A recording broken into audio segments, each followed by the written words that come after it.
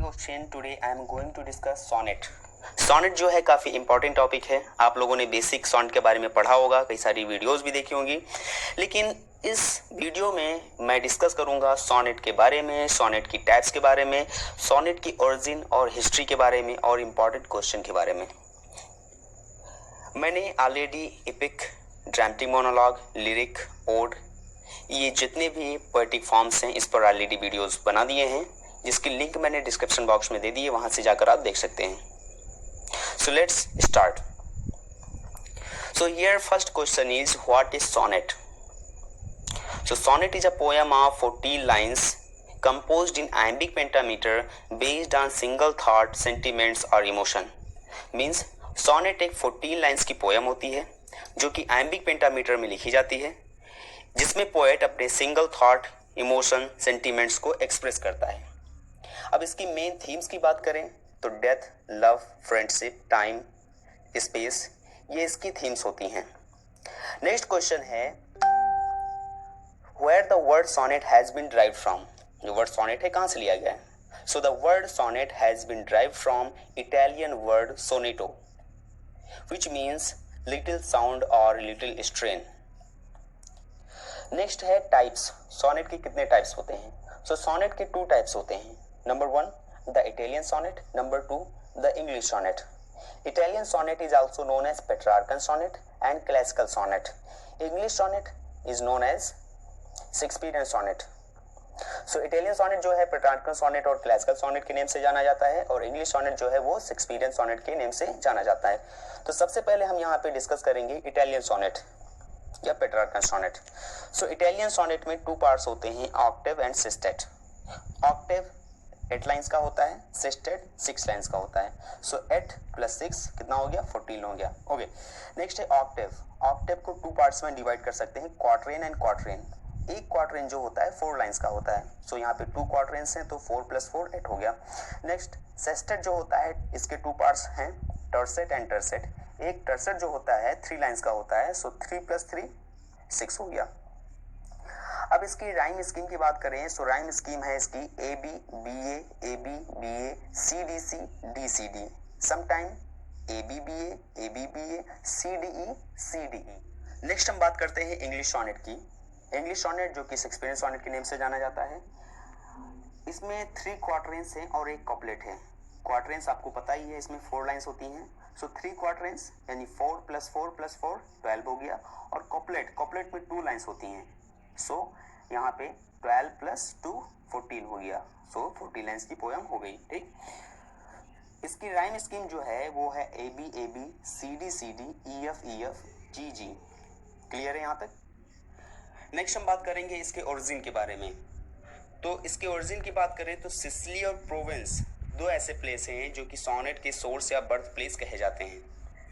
Sonnet 13वीं century के दौरान Roman emperor Frederick II, जो कि सिसिली का रहने वाला था, सिसिली एक इटली का ही पार्ट है, तो वो सिसिली का रहने वाला था, और उसके कोर्ट में एक फेमस पोएट जियोकोमो डा लिंटिनी के द्वारा इसको इन्वेंट किया गया। यानी सोनेट के इन्वेंशन का श्रेय जियोकोमो डा लिंटिनी को दिया जाता है।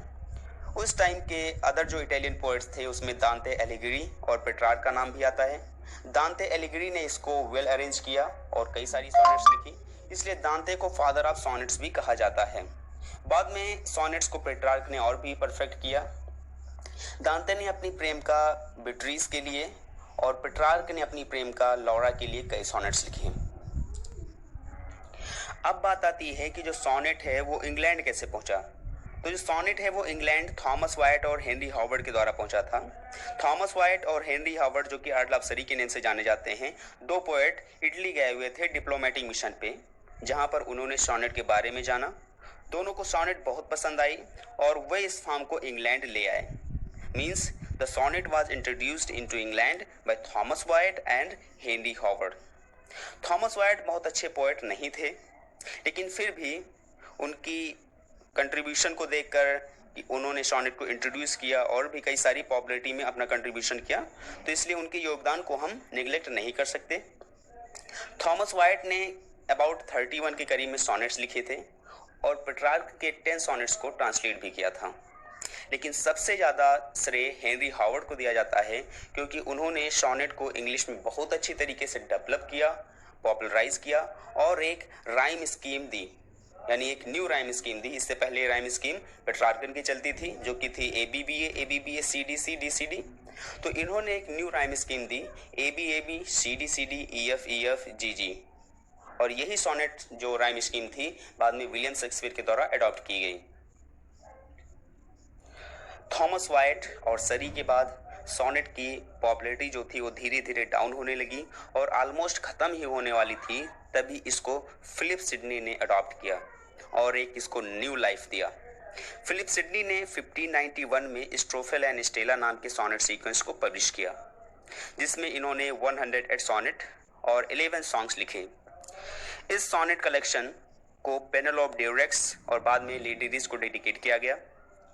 सिडनी के इस सोनेट सीक्वेंस को देखकर या इस सोनेट कलेक्शन को देखकर कई राइटर्स इंस्पायर हुए, जिनमें से एडमंड स्पेंसर और विलियम शेक्सपियर मेन हैं।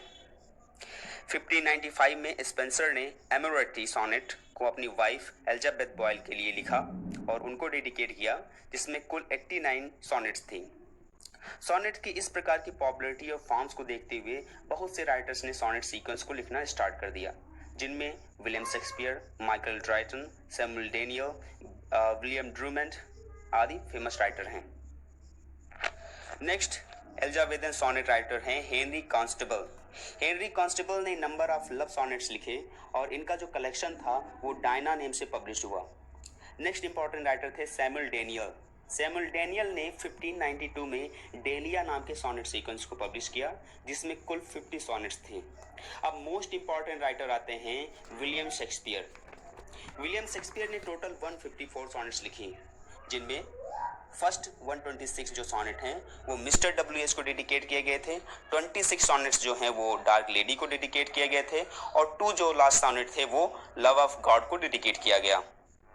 विलियम शेक्सपियर ने अर्ल ऑफ सरी के English sonnet pattern ABAB CD EF को फॉलो किया और उसको परफेक्ट किया, जो कि बाद में इन्हीं के नाम से शेक्सपियरियन सोनेट और इंग्लिश सोनेट कहा गया। विलियम शेक्सपियर के बाद सोनेट का ज़्यादा कुछ खास क्रेज नहीं रहा, लेकिन प्योरिटन एज में जॉन मिल्टन ने सोनेट को अडॉप्ट किया, लेकिन मिल्टन ने classical technique means Petrarchan sonnet को फॉलो किया।